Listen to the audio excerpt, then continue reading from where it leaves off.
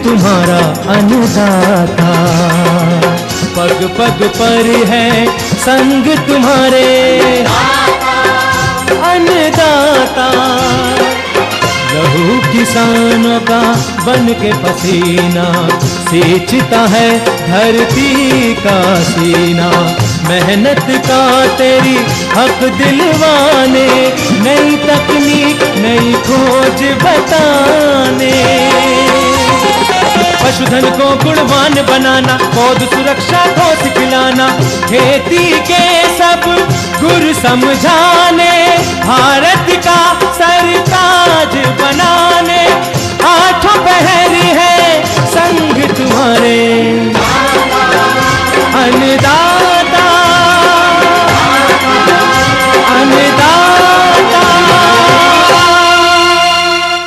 नमस्कार, मैं हूं शुभे मिश्रा और आप सभी दर्शकों का अन्नदाता कार्यक्रम में बहुत बहुत स्वागत करती हूं।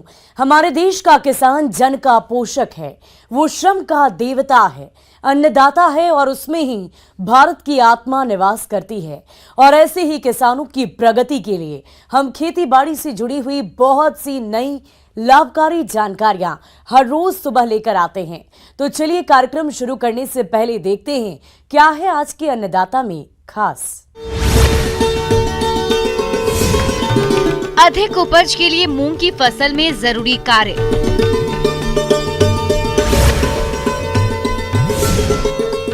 गर्मी के मौसम में गाय भैंसों की देखभाल और प्रबंधन।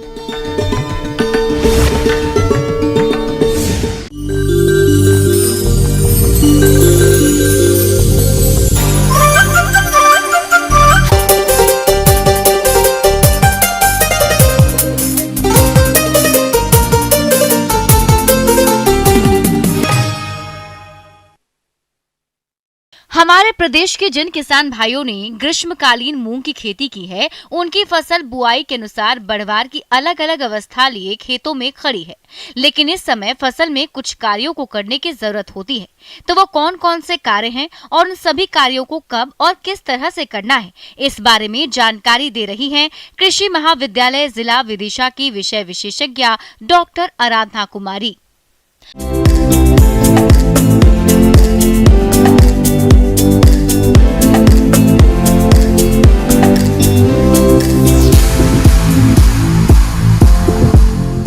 कि आप जानते हैं कि मूंग ज़्यादातर लोग पहले लगा चुके हैं। एक्चुअली मूंग की खेती दो प्रकार से होती है, कुछ लोग बसंत ऋतु में लगाते हैं और कुछ लोग वर्षा ऋतु में लगाते हैं। तो कुछ लोग लगा चुके हैं, तो उनके बारे में कैसे कुछ सामयिक कैसे उसमें निदाई गुड़ाई और कैसे करी, ये सब के बारे में भी मैं बताऊंगी। किसान भाइयों, मूंग की फसल के साथ साथ कुछ खरपतवार भी उग जाते हैं, जिससे मूंग की फसल का सही विकास नहीं हो पाता है और उत्पादन में कमी आ जाती है। इसलिए आप अपनी फसल को खरपतवारों से मुक्त रखें। खरपतवार का नियंत्रण बहुत ही आवश्यक है, क्योंकि जो खरपतवार होते हैं वो वैसे पौधे होते हैं जो अपनी बढ़ोतरी पूरी कर लेते हैं। वो जो प्रकाश है या जो आप पोषक तत्व प्रयोग कर रहे हैं, सिंचाई प्रयोग कर रहे हैं, इन सब को ले लेते हैं वो, और हमारा जो मुख्य फसल है उसकी बढ़वार को बहुत कम कर देते हैं। तो समय पे आप निदाई गुड़ाई जरूर करें। और अगर आप देखते हैं कि नहीं बहुत ज़्यादा हो गया है, अगर आपके खेत में, जो खरपतवार मारने वाली दवा का जरूर प्रयोग करना चाहिए। लेकिन जब तक जरूरत ना हो, विशेष जरूरत, आप नहीं करें। किसी भी फसल की वृद्धि व विकास में सिंचाई का अहम योगदान होता है, इसलिए आप मूंग की फसल में सिंचाई का विशेष ध्यान रखें और खेत की मिट्टी के प्रकार को ध्यान में रखते हुए फसल की जरूरत के हिसाब से ही सिंचाई करें। लेकिन कभी कभी क्या होता है कि जैसे हमारा मौसम बहुत इरेगुलर हो गया है, समय पे बारिश नहीं हो रही है, तो अगर वर्षा में बहुत ज़्यादा अंतराल है तो हल्की सिंचाई कर देनी चाहिए। जो एक्स्ट्रा पानी भर जाता है तो उस भरे हुए पानी की निकासी की व्यवस्था आपको ज़रूर करनी है। अगर आप उस तरीके से उसको भरे रहने देंगे तो जड़ें सड़ जाएंगी और मूंग की जो जड़ें हैं उसमें उनको सांस लेने के लिए नहीं ले पाएंगे वो। तो जल निकासी की समुचित व्यवस्था रखें।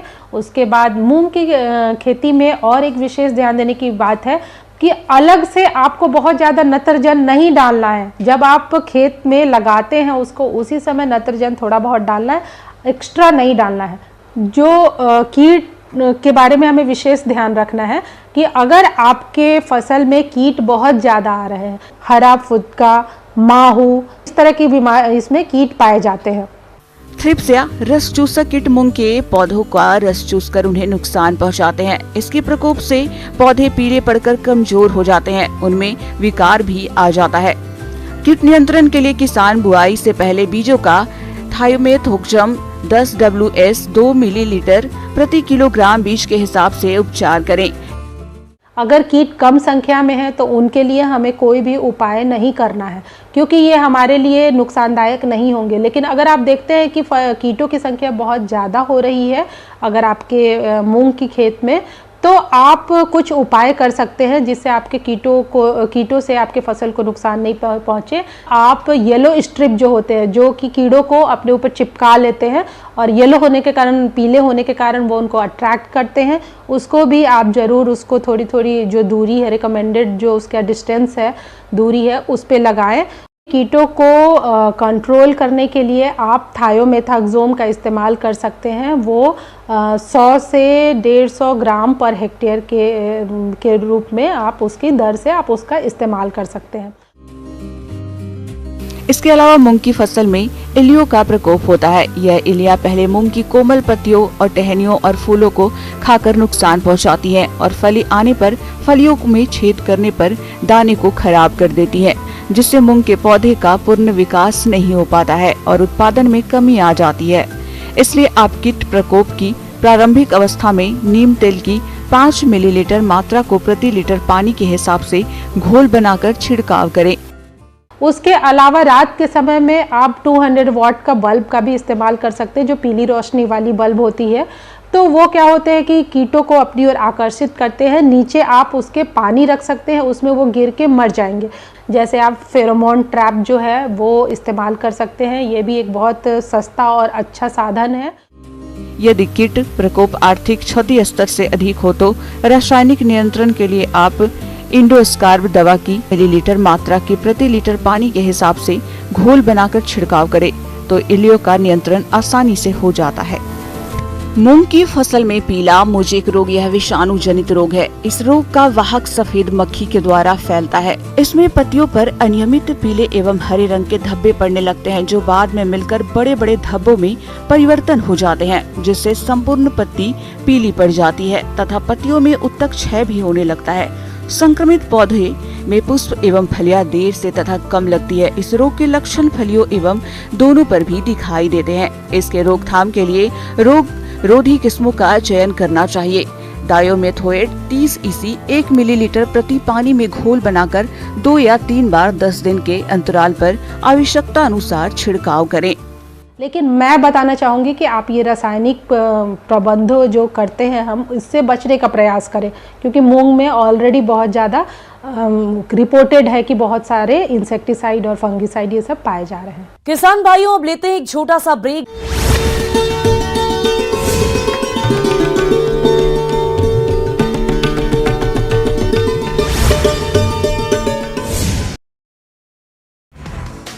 पीएम नरेंद्र मोदी ने की मिशन कराटे की शुरुआत। नमो ऐप के जरिए बीजेपी कार्यकर्ताओं को किया संबोधित। 50 लाख से ज्यादा कार्यकर्ता हुए शामिल। कांग्रेस अध्यक्ष मल्लिकार्जुन खड़गे का विवादित बयान। पीएम मोदी को लेकर दिया आपत्तिजनक बयान। मल्लिकार्जुन खड़गे के बयान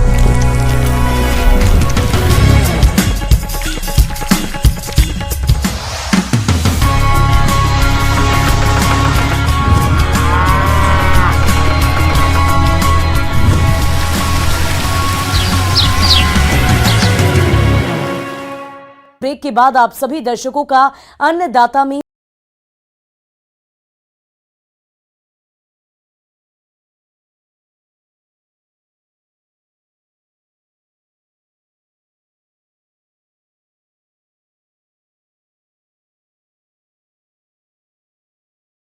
हमारे राज्य के अधिकतर किसान भाई खेती के साथ साथ गाय भैंस का पालन करते हैं, लेकिन इनसे अधिक दूध का उत्पादन तभी संभव है जब इनके आहार एवं आवास का प्रबंधन मौसम के अनुसार किया जाए। तो गर्मियों के समय दुधारू पशुओं की देखभाल किस तरह से करना है, इस बारे में सुझाव दे रहे हैं जिला भोपाल के पशु वैज्ञानिक डॉक्टर SK श्रीवास्तव।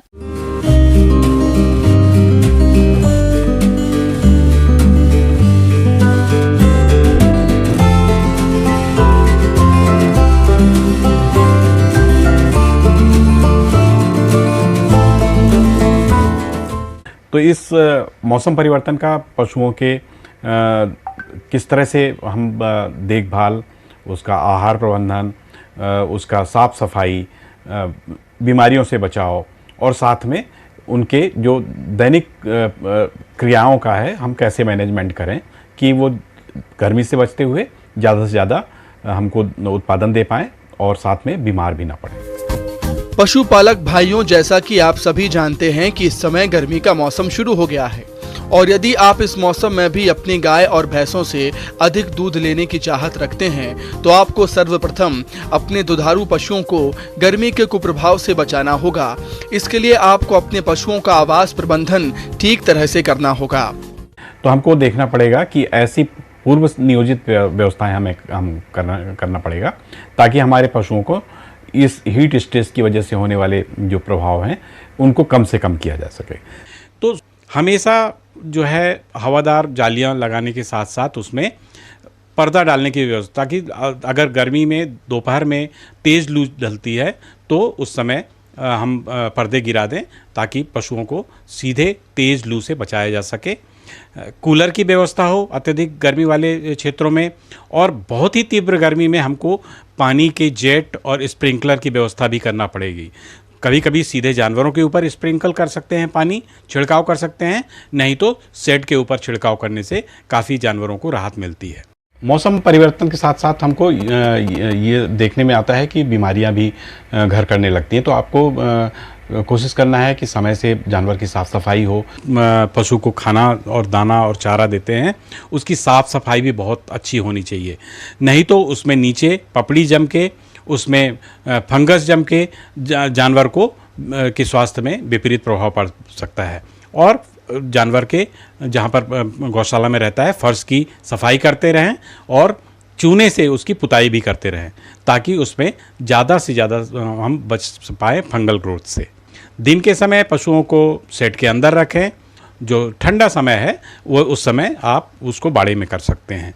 दुहाई अधिक से अधिक कोशिश करें कि दिन के बहुत सुबह 6 बजे के आसपास और शाम अच्छे से ढलने के बाद जब मौसम कुछ ठंडा हो जाता है उस समय दुहाई का कार्य करें। साथियों, जैसा कि मैंने बताया कि गर्मी का प्रभाव सीधे सीधे पशु के उत्पादन क्षमता पर पड़ता है, साथ ही साथ उसके प्रजनन क्षमता पर भी पड़ता है। लेकिन यदि हम उसको बैलेंस्ड राशन दें और साथ में ज़्यादा से ज़्यादा ग्रीन फॉडर खिलाएं। गर्मी के मौसम में चारों तरफ देखते हैं कि जो हरी घास है उसकी काफ़ी मात्रा कम हो जाती है, उपलब्धता कम हो जाती है।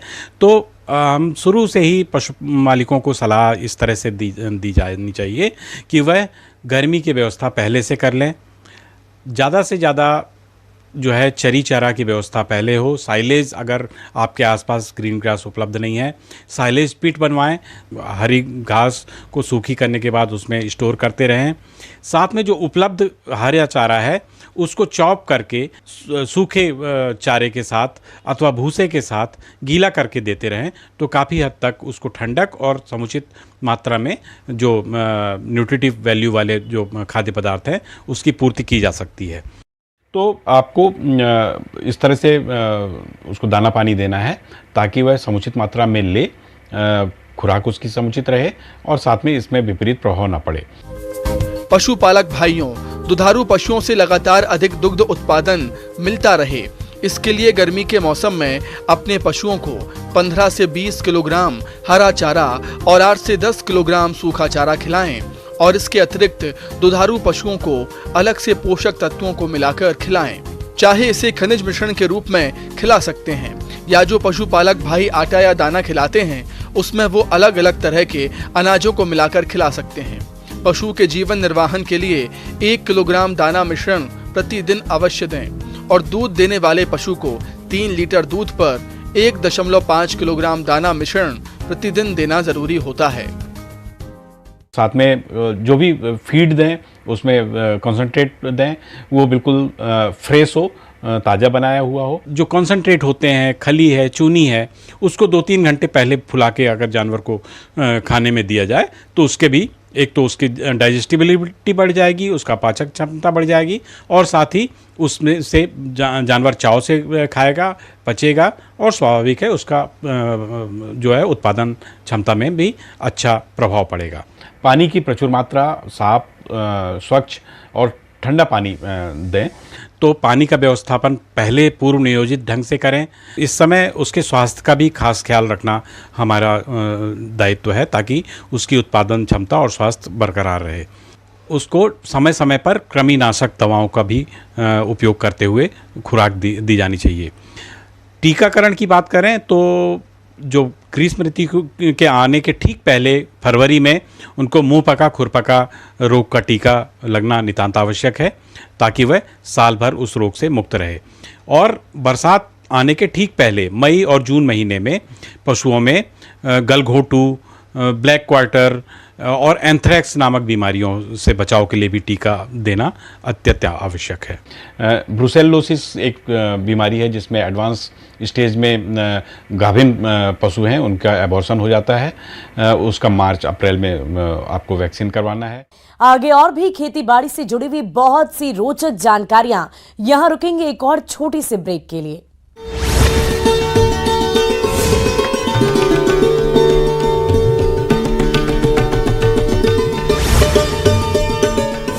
उन महिलाओं को पीएम नरेंद्र मोदी ने की मिशन कराटे की शुरुआत नमो ऐप में। बहुत बहुत स्वागत है।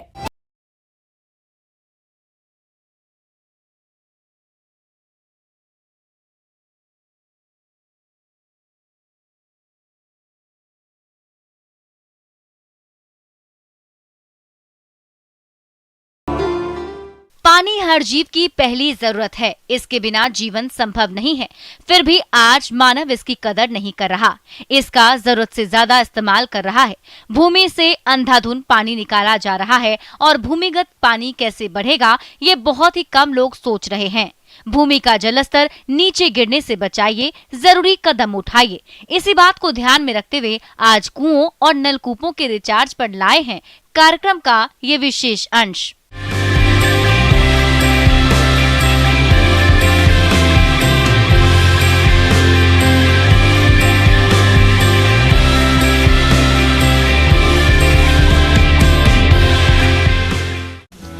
पानी सबके लिए जरूरी है। पानी नहीं तो कोई प्राणी नहीं। पानी प्रकृति की एक अनमोल देन है जो सभी प्राणियों को जीवन देता है।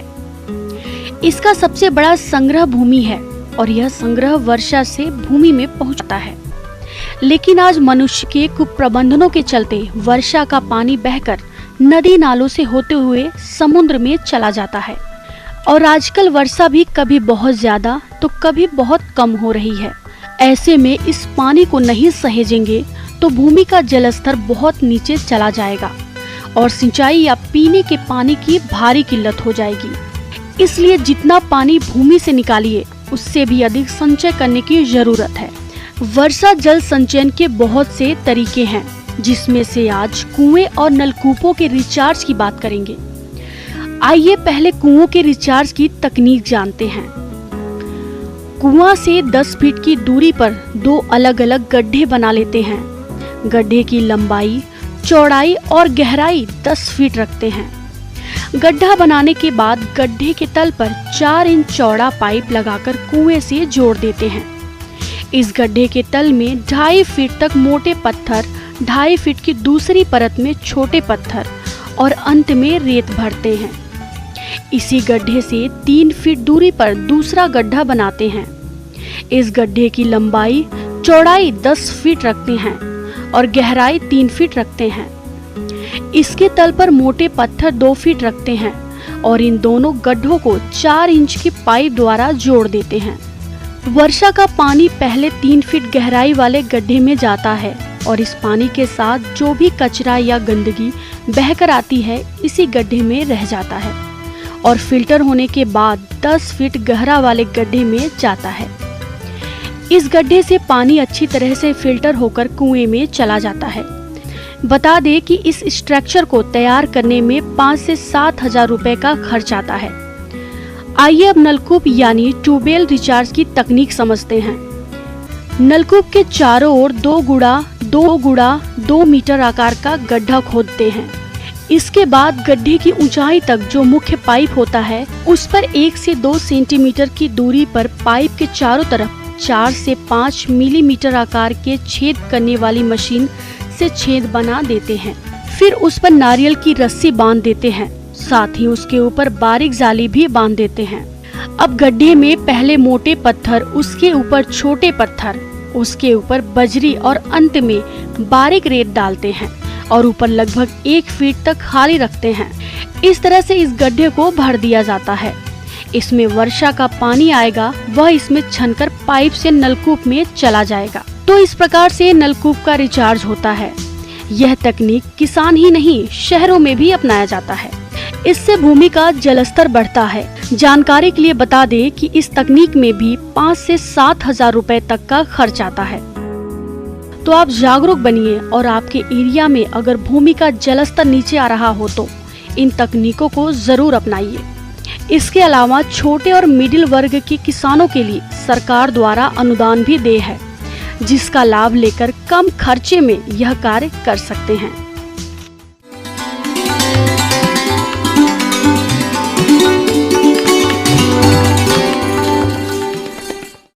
आइए जानते हैं अन्नदाता निःशुल्क फोन के माध्यम से पूछे गए समस्याओं का समाधान। आज की अन्नदाता हेल्पलाइन में हमने जिस प्रश्न को शामिल किया है उसे पूछा है ग्राम अजीरा, जिला जबलपुर के दिवाकर माली ने। आपने नींबू के बाग में रोगों के नियंत्रण के बारे में जानकारी चाहिए है, तो इसके लिए देखिए कार्यक्रम का यह अंश।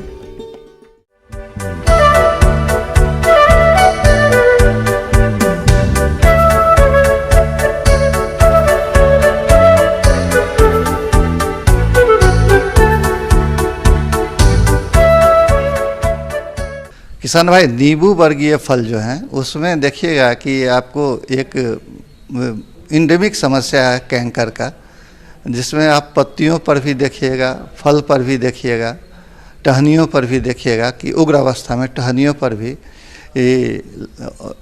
पस्चुल्स जो हैं ऑरेंज कलर के जो कॉर्की इरप्शंस होते हैं, पहले जो बाद में लाल हो जाते हैं और बाद में देखिएगा डीप ब्लैकिश कलर में हो जाते हैं, ये आपको दिखते हैं। और इससे है कि जब फल पे आ जाते हैं तो फल का क्वालिटी डिटोरिएट हो जाता है और बाज़ार भाव इसका कम मिलता है। इसको हम लोग अंग्रेजी में कहते हैं साइट्रस कैंकर। सिट्रस कैंकर यह जीवाणु जनित रोग है। इसकी पहचान की बात करें तो इससे संक्रमित पत्तियों, फलों और टहनियों पर कत्थई रंग के गोल गहरे धब्बे दिखाई देते हैं। ये धब्बे सूखकर कठोर हो जाते हैं। अधिक संक्रमण पर यह फलों पर भी दिखाई देते हैं। नई पत्तियों पर यह दाग पीछे की ओर भी देखने को मिलते हैं। तो ये एक जीवाणु जनित समस्या है। जेंथोमोनास सिट्रे एक जीवाणु है, बैक्टीरिया है, उसके द्वारा होता है। तो इसमें है कि शुरुआती दौर में जब ये रोग के लक्षण दिखने लगे तो कॉपर ऑक्सीक्लोराइड जो बाजार में ब्लाइटॉक्स या 50 या ब्लू कॉपर 50 के नाम से उपलब्ध है, इस दवा का 3 ग्राम दवा 1 लीटर पानी में घोल बना करके छिड़काव कर देंगे तो कुछ नियंत्रण आएंगे। जब ये बीमारी आपको उग्र अवस्था में दिखे तो एक इसके इसी दवा के साथ एक एंटीबायोटिक आता है, प्लांटोमाइसिन करके नाम से बाज़ार में उपलब्ध है। ये 6 ग्राम का पाउडर पाउच मिलता है। तो ये 6 ग्राम का पाउडर जो है, अगर आपके अधिक पौधे हैं नींबू वर्गीय और इसमें आपके साइट्रस कैंकर को इन्होंने आक्रांत कर रखा है, तो आप करिए कि 6 ग्राम को 60 लीटर पानी में 180 ग्राम आप ब्लू कॉपर 50 या ब्लाइटॉक्स 50 ये दोनों दवा को मिला दीजिए।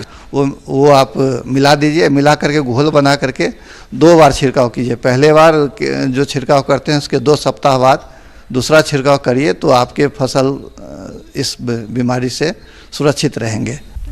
गमोसिस यह रोग नींबू वर्गीय फसलों में कवक द्वारा होता है। इस रोग के प्रमुख लक्षणों की बात करें तो तने की छाल में सड़न, गोंद निकलना, जड़ों का सड़ना और पत्तियां पीली होकर पौध सूखना दिखाई पड़ता है।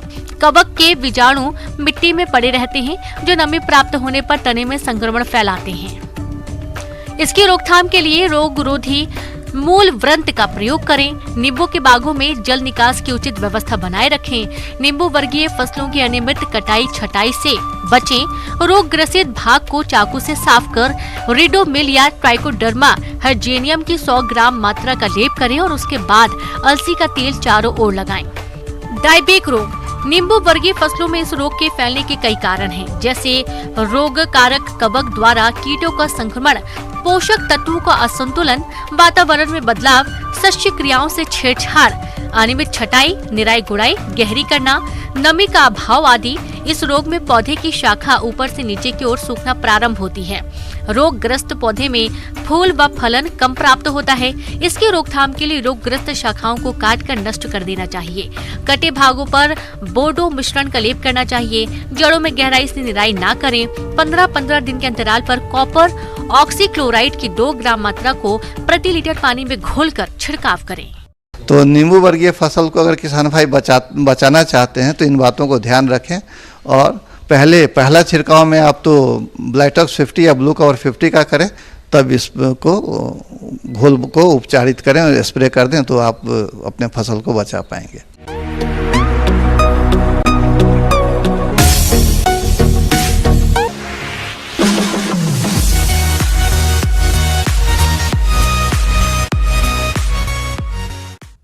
और अब एक नजर डालते हैं राज्य के कुछ मंडियों के प्रमुख फसलों की बाजार भाव पर।